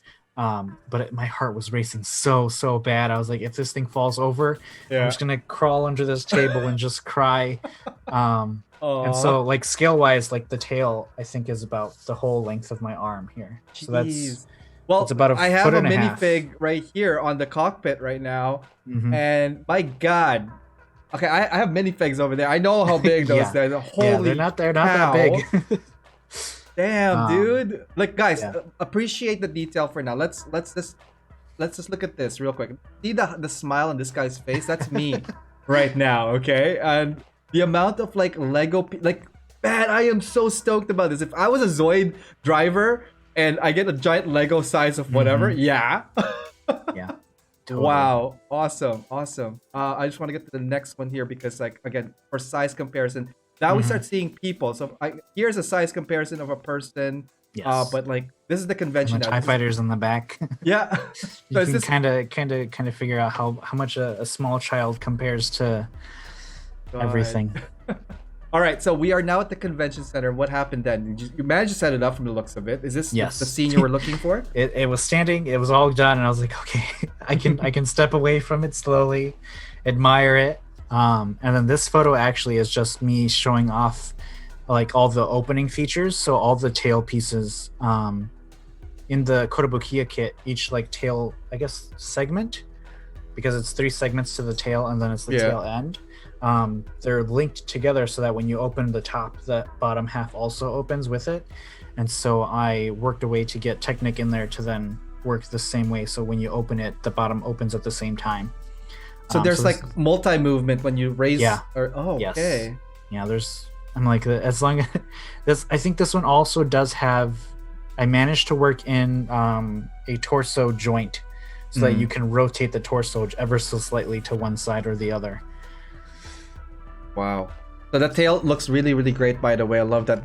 Can it do all sorts of motions or is it fixed? Yeah, so it is articulated. You can turn it and pose it and stuff. It doesn't go up and down, but it does go side to side. Connor is impressed with the size. So that's Kyle's son. Connor is a big Lego fan, and I think you just wowed him. So Connor, if you're watching, like this is probably the size of your arm, buddy. So looking good here. I love that you have like all these like kind of scattered, kind of like almost like a diorama effect. I kind of just threw them on the table. I don't care anymore. You're standing and just have some. Did you ever do the what's it called, the brick the brick bay? You kind of just like. Yep. Awesome. Question for you here: why is the backpack not attached to him? What's going on there, buddy? Because I hadn't set it up like before. I didn't want to risk putting the backpack on and then the whole thing just crashing down. So I left it off just for the show. But then also one of the issues that I was having was that when you raised it, the arms would droop. So on the model kit, it doesn't do that because it's lightweight plastic and very small. And I was like, well, I got to figure out how to do this in Lego. So I managed to work out how to keep him upright and straight. So they do now stay straight. I just need one of these days, I need to put it together completely and then take good pictures of it. Speaking of good pictures, you were featured in Brick World Chicago 218. That's awesome, dude. Congratulations on that. Did you place in any of the competitions, or was this just more of like an expo kind of setting? Yeah, so in the photo before, the big red brick that's like at the feet of the Berserk Fury. Should we go back and check it out, or sure? Give me 1 second. If you want. I'm like, or I can turn my chair just ever so slightly. Is it this one? No. No, the one right before the last one. Yeah, that one. Okay. So that red brick that's on the table. That's a trophy. Yes, that's the trophy for winning the mecha category. Nice. And so back here, if you can see right by Unikitty, I have a few. Oh, hang on. Let's go to you right here. Wish I had a bigger version of you here. I think it's kind of. So, I mean, I probably could go grab them. Is it safe? They're just. Is it safe to grab it? Yeah. You want to bring it over? Okay, let's do this. Okay. Don't forget, guys, this Saturday, Feature Builder, 9 p.m. Tex Marquis is going to be joining us. That should be a fun show. All right, let's go check this one out. Okay. So, one of the reasons I really love Chicago is that when you get nominated, you also get a nomination award. That was one of the things I found out about Virginia. Only the winner gets a trophy, and I was like, "Oh, womp womp." But they do also have like staff picks where the staff gets a little trophy to then award things. Nice. So I'm just gonna take them apart real quick. I lost the brick to this one.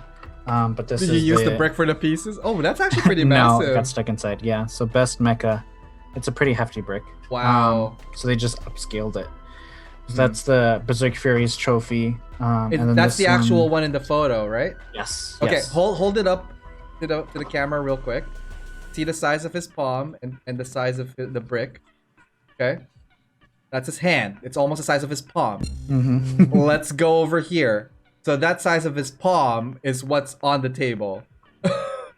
That is awesome. Thank you for sharing that, Daniel. Yeah. Wow. All right, let's get back to the slides here. So, being featured in their YouTube must have been a very, very big win for you. What did you feel like when you like? Did you even know you were being featured, or like you just found out through friends? Like, what's going on?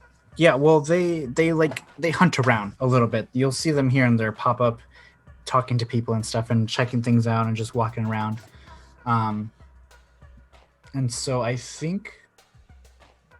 believe I had stepped away, and then they were standing looking at it when I returned. And I was like, "Oh, hi!" And they're like, "Hey, do you know who built this mech right here?" And I was like, "Me." Oh, he has two thumbs, and you're talking me. to him.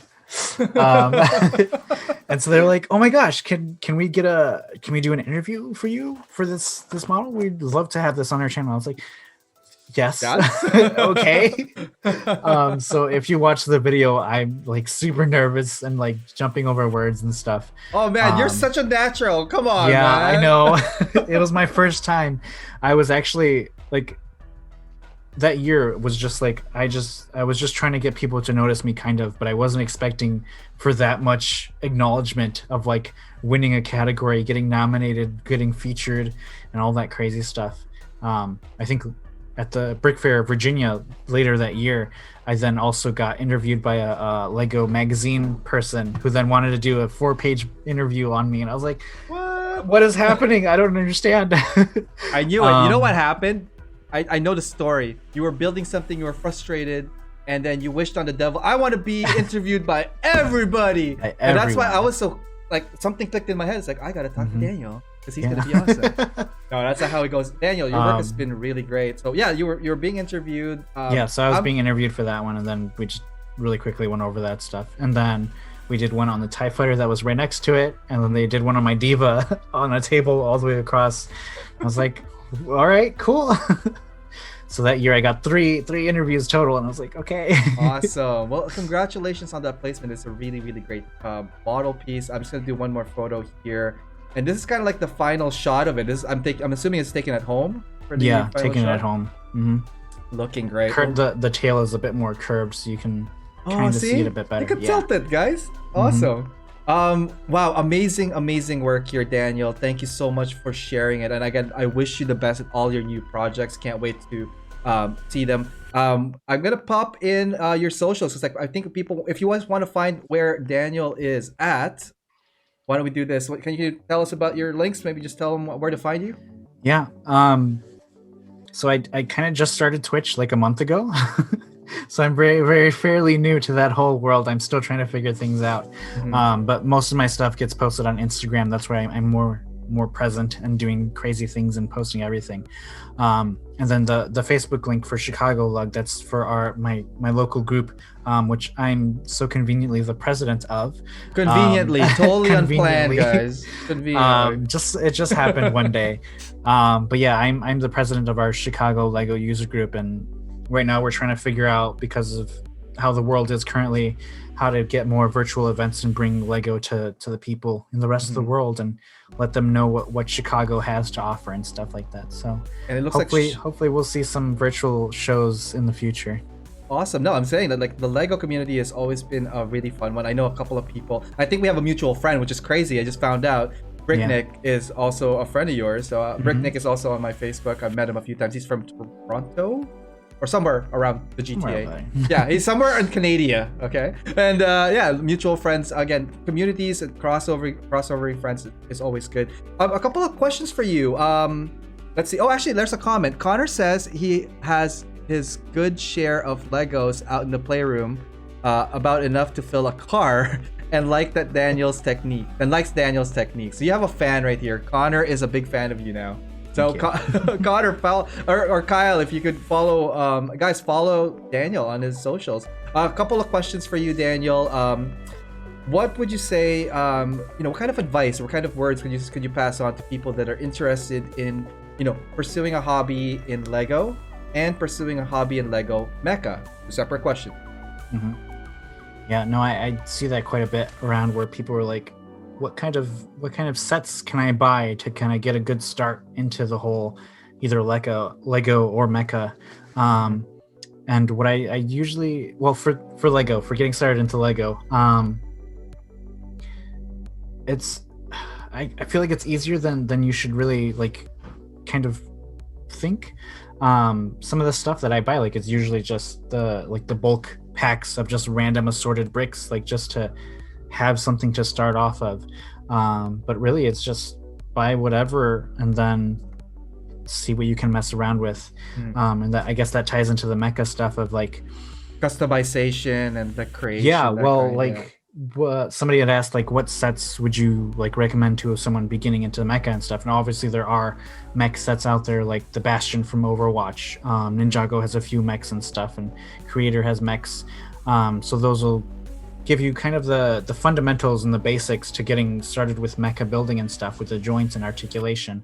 But being able to, I guess, kit bash almost with a Lego set, as just throwing the instructions out and seeing what pieces you have on hand and then trying to make some sort of mecha out of it. It doesn't have to be a humanoid.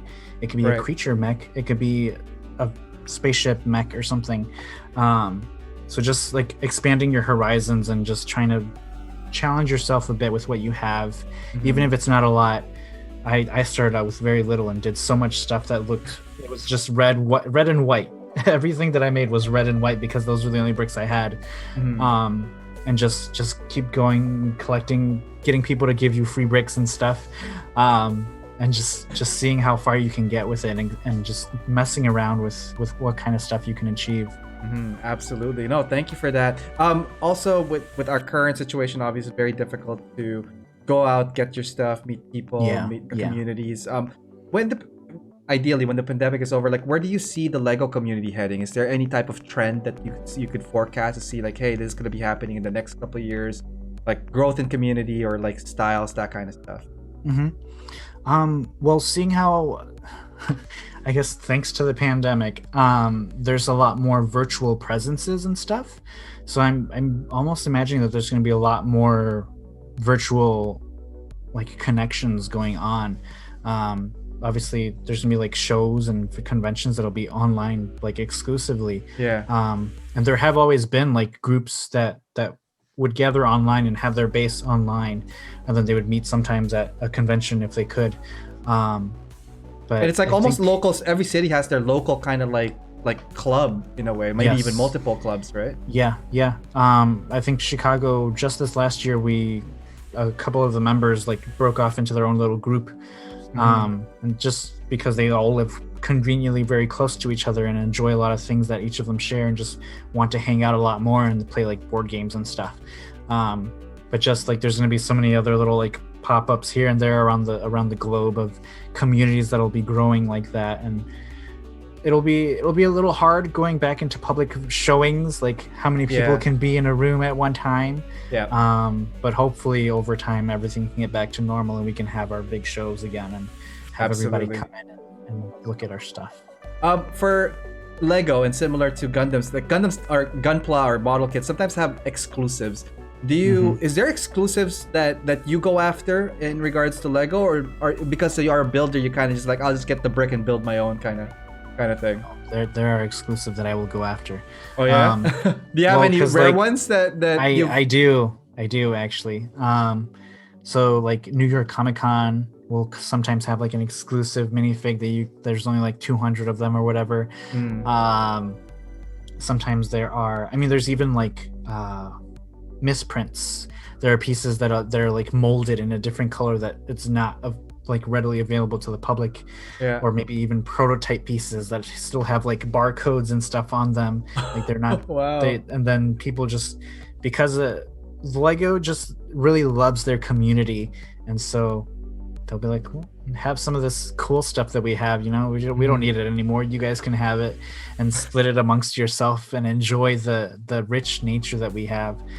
So I do have a few like prototypes and pieces and rare pieces and stuff like that.